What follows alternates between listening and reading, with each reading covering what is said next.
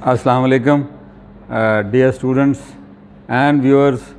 The topic of today's session in the Sociology of Education is the functions and processes of education, and we will also explore some of the conflicts areas in which the conflicts in the educational system and administration of educational policies they appear.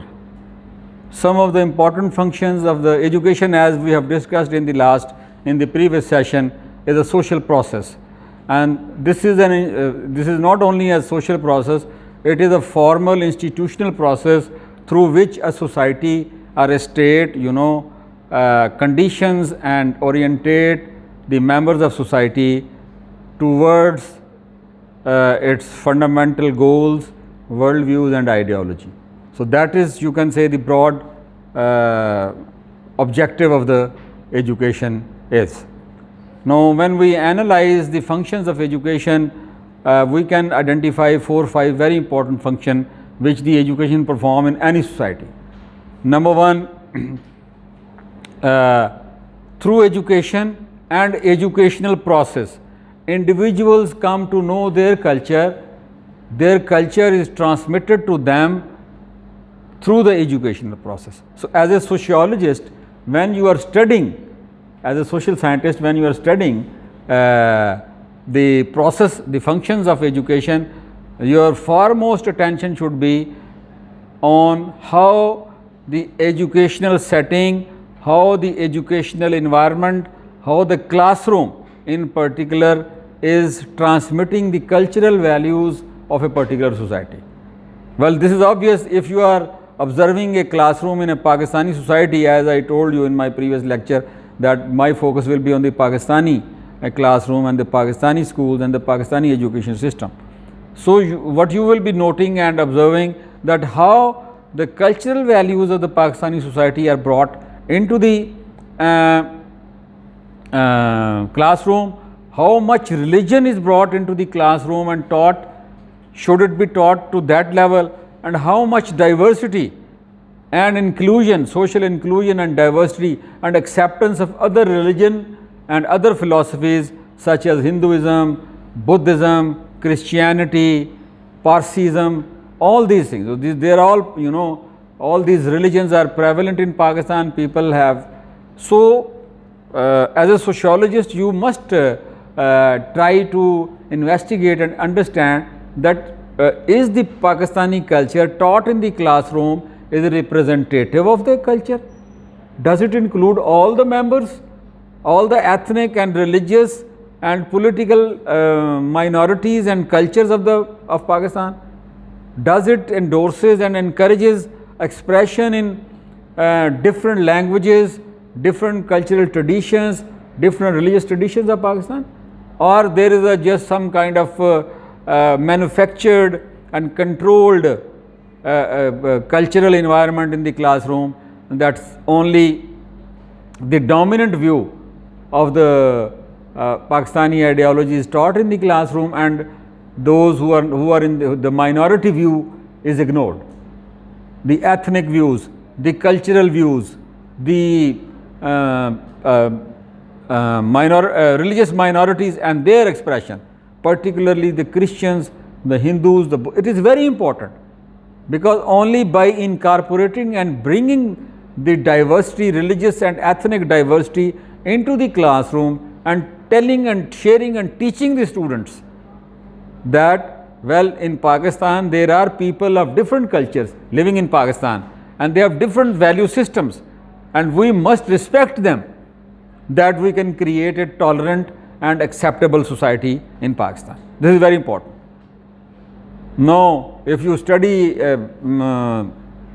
literature about the American classroom or the British classroom or the German, you will find different kind of cultural practices being taught to an American student in the school, in the primary school, in the preschool, early childhood education, in the daycare and the nurseries, and then into the primary schools, into the secondary and higher education institutions of higher education and learning.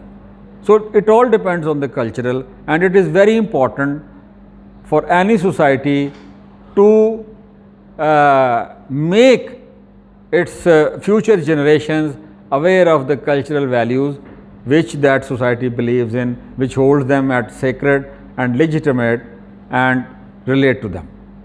The second important function of the education system is the social integration. It again, that focuses on the issue of bringing together diverse, populations in a, because you will not find any society which is totally homogeneous. Throughout the world, if you look at India, look at China, look at Japan, look at US, look at the European countries, and similarly look at Pakistan, you will find that people belonging to different ethnic, cultural and religious temperaments and ideologies, they live together, they live there. So it is in order to integrate them and make them a cohesive social and national entity, it is very important that all the minorities and divergent ethnic and cultural groups and religious groups are brought together, so that a harmonious society and harmonious state is established through the process, educational process of social integration. So that is another important function of the education. Then education has to do with the career and professional development of a person. Do the education you are getting and I am imparting, do you think that this education is helping you in the advancement of your career, in the growth of your personal and social goals? Do you think that the educational process, as a sociologist, when you study and observe different, degree programs, different educational, stratas, traditionally there is the natural sciences, STEM speciality, then there is the social sciences, then there is the humanities, accounting, all these specialities. How far, different specialities help in promoting the career and the professional development of individual. Similarly, education has another function. It also helps in improving and enhancing the social control and social progress of the members of society. Similarly, education focuses on the economic and social development of the members of the society. How far the educational system creates conditions in which economic and social inequalities, physical and mental inequalities are minimized, and access to education and personal growth and development is provided to all members of the society, regardless of their religious, ethnic, cultural, linguistic, sexual, physical, mental, any kind of orientation, decapacitation or deficiency. The society, the modern society, it hearkens upon everyone to come and participate into a broader process of exchange and transmission, and through that broader process of exchange and transmission make a more rational, more critical and more acceptable social and cultural system, in which every member of the society feels that he or she is part of this process, and this educational system is not discriminating against her or him just because that the system is, he has a different kind of sex, a sexual gender orientation, or he or she is having a different kind of language barrier, or he or she is having a different kind of political philosophy contradictory to the dominant ideology of the state. No, state should encourage and bring into its fold, into its educational fold and educational system and process, all the diversities, cultural diversity, so that people could learn. Now I take you to the next part of today's session, and that is the different processes and how they, particularly these educational processes, how they influence the learning skills and learning capabilities of individuals, and what kind of underlying sources of conflict are impacting and influencing these learning processes of learning and education in the society. The most fundamental and the most crucial part of the educational administration and educational system in Pakistan is the school administration. Now, the other day I was just I was going through a report on the schools in Lahore. So according to that report, if I could remember, if I could, from my memory, if I could recall, around more than 5,000 schools are in the private sector working in Lahore. Another 5,000, more than 5,500 working in the private sector in Lahore, they are unregistered. But the more than 10,000, 11,000 schools are working in the private sector from primary to middle and secondary level. Then you compare it with the public sector, you have around 7,000 to 8,000 schools working in Lahore. So the private sector has an edge. Those which are registered with the elementary education, primary and elementary education departments of the Government of Punjab, and those who are already part of the educational hierarchy of the Government of Punjab, they are the public sector schools. So these are the two main. In the public sector, as you know, the principals, the vice principals, senior teachers, junior teachers, vernacular, senior vernacular, all these classification and categories, certified teachers, primary teachers, all they are selected and processed through the primary and Ministry of Education at the primary and elementary education in the Government of Punjab. They are appointed. Although there was a time when it was done on merit during the 60s and the 70s, gradually as the other segments of the Pakistani society declined, we see, as we witnessed decline in politics or standards of politics, we witness decline in the cultural and moral standards of the Pakistani society, economic standards, all these 70s, 80s and onwards. We also find decline in the educational standards of the public sector. Public sector used to outperform, and there was very little role of the private sector. So gradually after this 9/11 and the globalization of education, the neoliberal economic model was also adopted by the Pakistani state, and due to which education was deregulated by the Pakistani state. Now everybody is invited, and investors are invited to establish schools, to establish colleges and establish universities.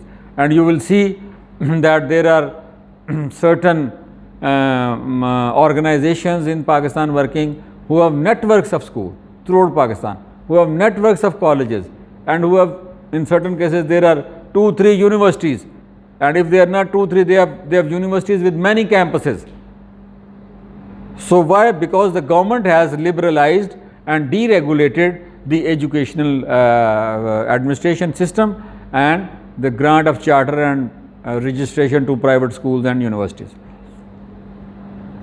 So the difference between the administrative system of the public and private, the private institutions are goal oriented more, they are more specific, and they try to hire people on the basis of merit or some kind of corporate connection. While in the public sector, the appointments are made on merit primarily. This is prima facie, that is what they claim. But now we see the political influence of different men, whosoever comes into power, their political influence, shapes the selection and recruitment of the teacher. So that has influenced the quality of teaching in the public sector. That is why the quality of teaching in the private schools and the private higher education institutions are much higher, much better and greater than in the public sector institutions, whether they are schools or universities or colleges. Although government is trying to bridge up the gap and trying to overcome that from by introducing single national curriculum, I will come to that later on. Then the other source of, and this is this administration, appointment of teachers, their transfer, this is a source of conflict within the educational system administration. And nepotism and favoritism usually is the voices are raised that such and such people have been transferred or promoted or appointed by such and such political favorites, and similar kind of allegations are made in the private sector schools that they make appointments on their own, people of their own choice. So you can see the sources, because the administration is controlled in the private sector, is controlled by some corporate entity, and in the public sector it is controlled by the government. So those who have the control to appoint and select and recruit the teachers, definitely they will bring teachers of their own choice, so that they could influence the people who are being educated through them. Then you have this the source of conflict in the educational processes arises from the allocation of funds and resources. In the public sector, most of the funds come from the federal and the provincial governments. Education now, as you know, after 18th Amendment has been devolved, and now it is the domain of the provincial governments. So the provincial governments, they allocate funds to schools, colleges and the universities.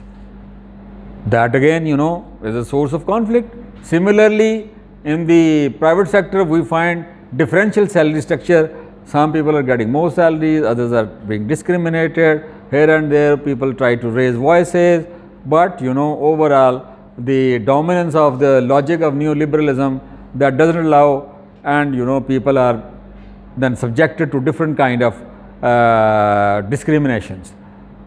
Then we have another source of conflict within the educational administration and policy, that is the bureaucratic and the political environment of the country. That also, you know, seriously affects and shapes the effective functioning and administration of the schools and the higher education in Pakistan. Particularly, schools are greatly and profoundly influenced by the political and the bureaucratic influences. They appoint people of their own choices, they recruit, they select, then the funds are unequally distributed. A school which is located in a far-flung area of Punjab or Sindh or Balochistan or KPK, that school is neglected, while the schools in the metropolises and major urban centers, they are being given funds and resources by the government. And that decision is made on the basis of political logic and political constituency politics. So the government has to play to their own audience, you see. Similarly, bureaucracy tries to stifle the growth of schools through, you know, stifling the funding and financial support. In the private sector, because the entities are owned by the corporations, so you know, they select and recruit and appoint people on the basis of their own particular philosophies, their own particular objectives and goals, and you know, they also have enormous power on the behavior of the faculty and the teachers. That is, and that, you know, at times bring conflict and chaos in running and administration of the educational institutions, schools and higher education institutions and learning centers of learning. Another very important source of conflict within the educational system and the process and the administration of education, and I want to highlight that, is the question, what kind of knowledge is to be taught? Sham, what kind of knowledge and what kind of ideology is to be taught to the future generation? This question, raising of this question, what kind of curriculum is to be taught, particularly in Pakistan, you know, it has become a very sensitive and critical issue. Here, government after government, and I think it is time that we should get mature, we should get objective, and we should get rational. There is nothing wrong in teaching the people using the pedagogical tools of languages spoken in different parts of Pakistan. Pakistan is a multi-ethnic, multi-religious, multi-tribal, multi-racial society. That is a fact. That is a sociological and anthropological fact. And it is in no way contradictory to our overall national identity, our overall state of Pakistan. People will think that if we will promote the Sindhi language, the Punjabi language, the Saraiki, the Balochi, the Brahvi, the Bhil, the Brushaski, the Shina, the Hindko, or the Pashto, are their different dialects. Now the Punjabi language has almost 20 dialects. Sindhi spoken in the upper part of Sindh is different from the Sindhi spoken in the southern lower parts. In the western parts, that is more mingled with the Balochi accents and the Brahvi accents. Similarly, Pashto spoken in the northern part of Balochistan is more akin and aligned to the Kandharis and the the Afghanis Pashto than it is aligned to the Pashto of the southern part of KPK, the Khataks or the more refined Yusufzais living in the southern part of KPK. So these are the realities, these are cultural, ethnic diversity, and that is a blessing, because Pakistan is a melting pot of different races, different religions, different cultures, different languages.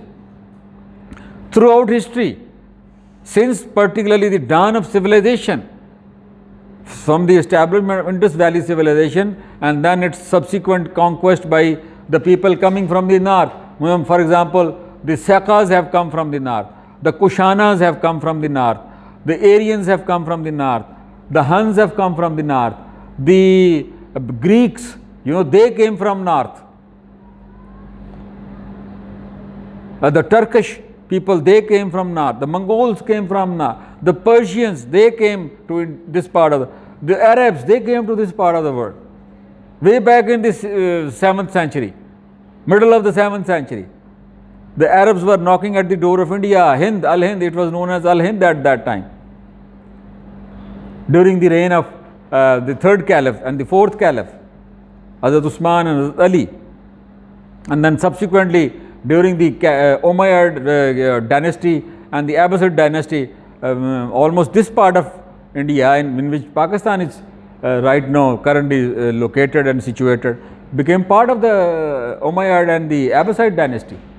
And then gradually the local Muslim states and Rajas and kings, they started appearing in this part of the world, and gradually they moved forward towards Delhi, and gradually other parts of India were Islamized by the Muslims coming from the north. They have been coming, but 1 millennia Muslims have been coming from Central Asia steppes, they have been coming from China, they have been coming from the this Balkh region, which is now known as Afghanistan, because Afghanistan name was created during the 18th century. There was no such country. It was Khurasan during the when you go back to into the history of the Central Asia. It was Khurasan province, or Balkh, the province of Balkh. So Balkh and Persia, Kandahar, Kabul, and people were coming, and Arabia. They were coming to this part of the world, brought their values, their traditions, their languages, their cultures, which has enriched, and that is why Pakistan has produced intelligent people, dynamic people, creative people, and some of the diaspora, if you study their lives who are working in UK, in USA, in European universities, you will find topmost physicists, topmost mathematicians, topmost psychologists, working in MIT, at Stanford, at California, at Munich, at Heidelberg, at London University, Cambridge University. They are Pakistanis, because Pakistanis are the product of diverse and multiple cultural, ethnic, linguistic, religious influences. And then the local Hindu and the Buddhist tradition also mixed, and the Indus Valley, the great culture and civilization of Indus Valley, the Mahasindhu civilization of the, we are all part of this. The 5 rivers, and then the great this Indus river, Mahasindhu, all this people of this area, they have roots, they have relationships, they have interconnectivities, they have marriages, they have common ideas, common sources. I mean, you read the poetry of Shah Latif in Sindhi, Shah Jurazalo. He is inspired by Rumi, he is inspired by the life of the Prophet, he is inspired by the idea of monotheism. No, you read the poetry of Baba Bulle Shah in Punjabi, you read the poetry of Khushal Khan Khatak and Rahman Baba in Pashto, Jam Durrak, Mustawakli in Balochi. You find that although they are writing in their languages, Pashto, Balochi, Punjabi, Sindhi, whatever it is, they are expressing and exploring the same themes and concepts which are common to any Muslim. And it is the strength of Islam that it melts into the local traditions and customs of a culture. It does not, goes into conflict that how people dress up, what language they speak. The objective and the target of Islam is to change the mind and the soul of the people. It goes into the heart and mind of the people. And this is what the earliest Muslims who came to this northern part of India and who then moved on to the deeper into the central and the southern part of India, who expanded and took the word of Islam and teaching to the entire Indian subcontinent, to even present day Bangladesh, East Pakistan, up to Burma. You will find the Sufi shrines and the Sufi saints and great teachers, practitioners, because they all came from, someone came from Balkh, Ali Hajweri of Lahore, the patron saint of Lahore, that was known as Data Ganj Bakhsh. So many kingdoms, kings and presidents and chiefs have gone. His, shrine is as usual, it is alive. People go there, people relate to him, people get, blessings from him. They have a cultural belief and faith in him. And people have tried, in Pakistan, people have practically, certain religious groups have tried to disinform the people about the contribution of these great personalities. I mean, this is unfortunate, this is pathetic, that they went into confrontation with, say, Ali Hajweri or Moinuddin Chishti or Nizamuddin Auliya or Baba Farid. They are the pillars and backbone of Islamic culture and civilization in northern India. How can a religious alim, a religious ulama, they can, if they choose that, and that is why they have failed. These religious parties, these religious scholars, they have failed to attract and absorb the imagination of common Muslims of India, of Pakistan and India. Because people go to their shrines, they are related to it. I mean, I was just reading yesterday a story of one Malak Anwar who, went from Pindi all the way to the Urs of Lal Shahbaz Qalandar in 7. He said that thank God, after 2 years, the COVID restrictions have been removed, and we are here to do the Dhimal, to do the Kalandari Dhimal. So that has these people, instead, as a sociologist, you should inquire and investigate that why people relate to these personalities. Instead of labeling, this is shirk, don't go to these shrines. No, look at from another perspective. What role, what positive contribution the shrine of Hazrat Data Ganj Bakhsh, Ali Hajweri or Lal Shahbaz Qalandar, they don't need people. They have achieved in their life. They have achieved, they have lived, and they have lived a fulfilled lives. They don't need people. They don't ask people to come to their shrines. Stop the people if you can. You can't. Because they resonate with the hearts of ordinary people. That is why our chiefs and our presidents and our prime ministers, they have to go to these places to attract the vote and to attract the popular imagination that we are also followers of Hazrat Ali Hajweri and we are also followers of Baba Farid and Lal Shahbaz Qalandar. They don't need us, we need them, and they play a positive role, one important role. They have made our society sustainable. Hundreds and thousands of people, and not only at the shrine of Ali Hajweri, go to the shrine of Baba Jamal, Shah Jamal, Shah Kamal, go to the shrine of Mian Mir. Who will give you free food in Pakistan, in Lahore? Nobody will give you free food. Nobody. So just look at the role, positive role they make in our society.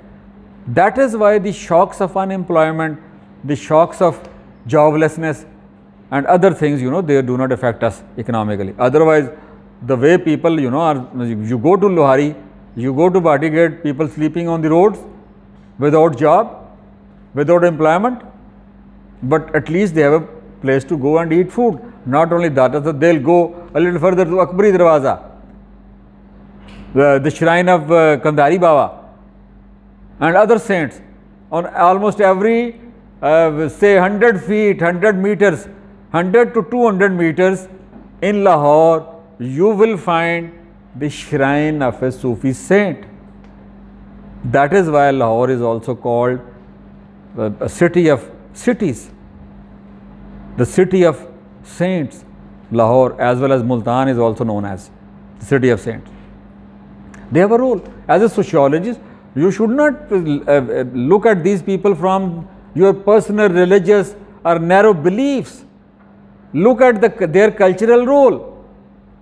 They are influencing generation after generation after generation of Muslims from a millennium. From a millennium. Here, a Maulvi comes and he dies. Even YouTube videos cannot, keep him alive for 1 year or 2 years. People don't watch. People don't listen to their idiocies and controversial sectarian talk. This is kafir, that is kafir, this is haram, that is haram. This is what they are doing, the ulamas, unfortunately. Spreading hate, spreading extremism, spreading radicalism. And as a educationist, as a sociologist of education, you must understand the causes of extremism. You must understand and investigate the causes of extremism, and that you will find is the root cause is this teaching of sectarianism.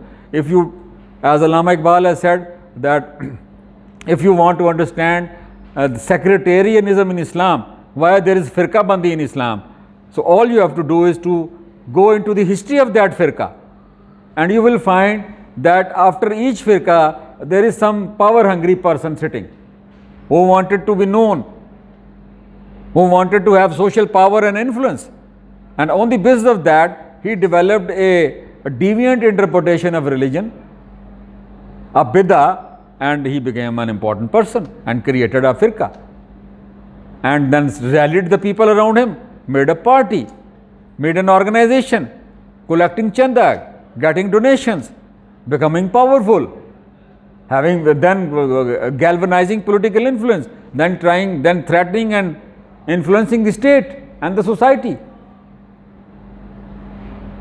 So all these issues are very important for you as a sociologist, and you should investigate. So what kind of knowledge is to be taught? So government of Pakistan has taken the initiative of single national curriculum, and it is part of the exercise today. So what is the single national curriculum? And they have tried to, brought into picture all the stakeholders, the Cambridge University, the Dini Madaras, the public sector institutions, the private sector institutions, and Aga Khan Education Foundation, and other, LAMs, and all these leading institutions and leading, policy makers into it, and they have come up with a single national curriculum at the preschool level, early childhood education, and then at the primary it has been implemented, and then in phases there are 4 phases in the pre-education, preschool level, then the primary education, phase 1, phase 2 is the middle, then high school, phase 3 and 4th is the college education. What the government has done in that single national curriculum is Islamic studies and Pakistan studies for the Muslims, and for religious, in the previous policy it was the ethics, now they have for the minorities, now they have renamed it, and the religious education has been made compulsory for the minority students such as Hindus, Christians, Buddhists, Parsi, etc. They have tried to brought in more science, technology, engineering, medicine and mathematics into it. They have tried to incorporate different, international and global benchmarks and standards into it, and so that a more well prepared and more competitive, more aware and more conscious Pakistani educated generation could be brought up, and who could then go and market into the society. So that's all for today, and thank you very much. If you have any questions.